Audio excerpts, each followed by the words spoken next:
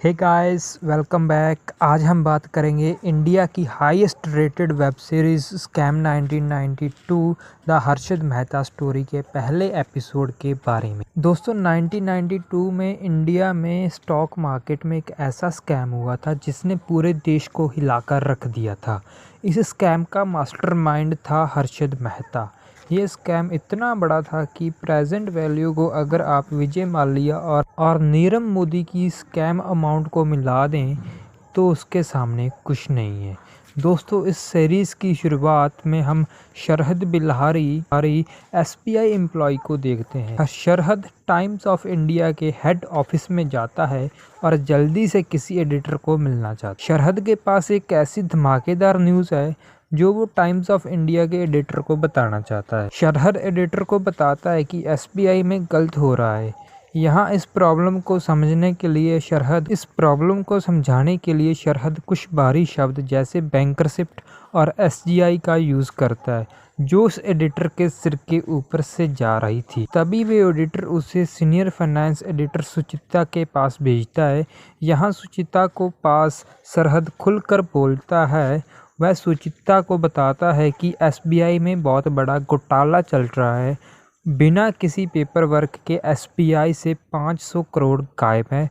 सुचिता इस बात पर यकीन नहीं कर। जब शरहद ने उसे बताया कि इस स्कैम में हर्षद मेहता का हाथ है तो उसे थोड़ा भरोसा होता है, क्योंकि हर्षद मेहता उस समय स्टॉक मार्केट का बड़ा नाम था।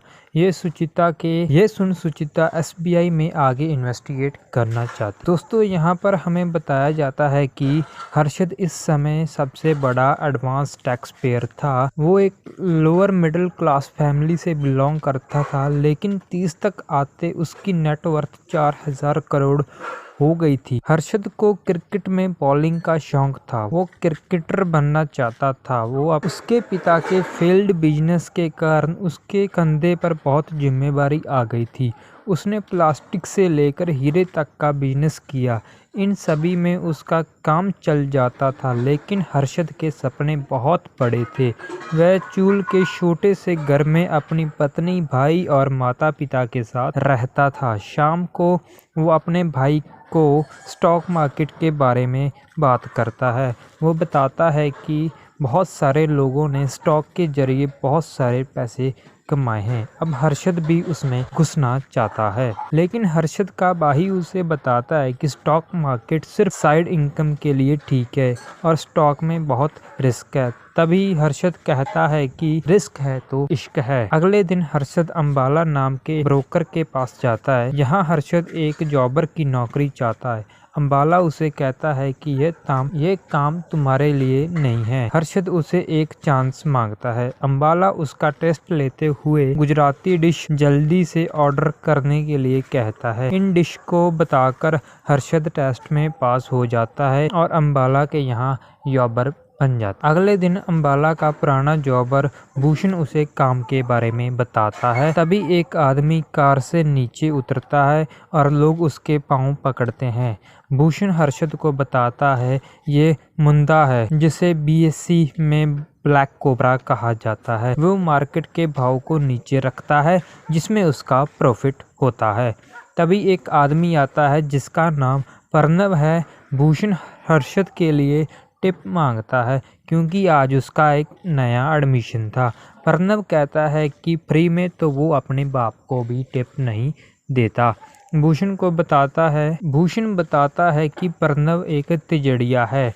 वह मार्केट के भाव को ऊपर रखने की कोशिश करता है और उसे उसमें फ़ायदा है। भूषण हर्षद को बताता है कि यह बॉम्बे का दलाल स्ट्रीट है। यहाँ मार्केट 2 घंटे खुला रहता है। इस समय उनके पास अपने ट्रेडर के अकाउंट से ज़्यादा शेयर बेचकर फ़ायदा करने की कोशिश करना है। भूषण बताता है कि जहाँ सबसे ज़्यादा भीड़ होगी वही उन लोगों को रहना है और जहाँ कम भीड़ होगी वहाँ पेनी स्टॉक्स बिकते हैं। भूषण हर्षद को रिंग के बारे में बताता है, जहाँ जॉबर ब्लू कोट पहनकर अपने ट्रेडर के स्टॉक बेचते हैं। यहाँ जॉबर चिल्लाते हैं और यहाँ तक कि मारपीट भी करते हैं। अब घंटा बजता है और मार्केट शुरू हो जाता है। इतने सारे लोगों की एनर्जी देखकर हर्षद को हंसी आती है, क्योंकि हर्षद को महसूस होता है कि ये ही वो फील्ड है जो हर्षद को सपने पूरे कर सकती है। अंबाला उसे बताता है कि उसने पहले दिन 2000 का नुकसान कर दिया। इस बात पर उसे डांट पड़ती है। चाय की दुकान पर भूषण उसे बताता है कि नुकसान तो ठीक, लेकिन उसने कमाल कर दिया। उसने पहले दिन 25,000 का माल बेचा। अंबाला ने उसे नौकरी पर रखकर कोई एहसान नहीं किया है। ऐसे एक साल में हर्षद बीएससी का टॉप जॉबर बन गया। एक बार उसने नोटिस किया कि प्रीमियम ऑटो के शेयर बहुत बड़ी मात्रा में उठाए जा रहे हैं।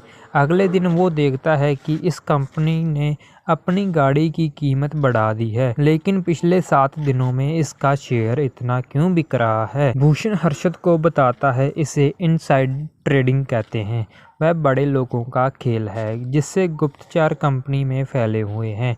हर्षद कहता है कि उन्हें भी अपना नेटवर्क बढ़ाना चाहिए। हर्षद यहाँ डॉक्टर सितम से मिलने जाता है, जो सभी लेबर यूनियन का लीडर है। हर्षद कहता है यदि उसने फैक्ट्री में चल रही मेजर एक्टिविटी के बारे में न्यूज़ देते हैं तो वो इससे होने वाले फायदे का 1% यूनियन लेबर के साथ शेयर करेगा। अब हर्षद उन कंपनी के शेयर खरीद लेता जिसकी उसे अच्छी खबर मिलती और उन कंपनी के शेयर बेच देता जिसकी उसे बुरी खबर मिलती। इस तरह इसे केवल फायदा ही होता। कुछ टाइम बाद उसने नौकरी छोड़ दी, क्योंकि इससे उसका फायदा कम और उसके मालिक का फायदा ज्यादा होता। इस 1-2 साल में उसे जो सीखना था वो उसने सीख लिया था। अब उसने ट्रेडिंग अकाउंट खोल लिया था और वह अपने परिवार के साथ डिनर पार्टी पर जाता है। और कुछ समय बाद वह न्यू घर में शिफ्ट हो जाता है और उसके भाई की भी शादी हो जाती है। हर्षद अब अलवर फार्मर के पेनी स्टॉक को टारगेट करता है और उसकी गलत इंफॉर्मेशन लीक करता है। ये लोग प्रणव को अलवर फार्मर की गलत खबर फैलाने को कहते हैं। ये लोग अलवर फार्मर की गुड न्यूज बनाकर जॉबर के कान में भर देते हैं, जिसमें 5 रुपए का शेयर 20 रुपए के भाव में आ जाता है और हर्षद को 4 गुना प्रॉफिट होता है।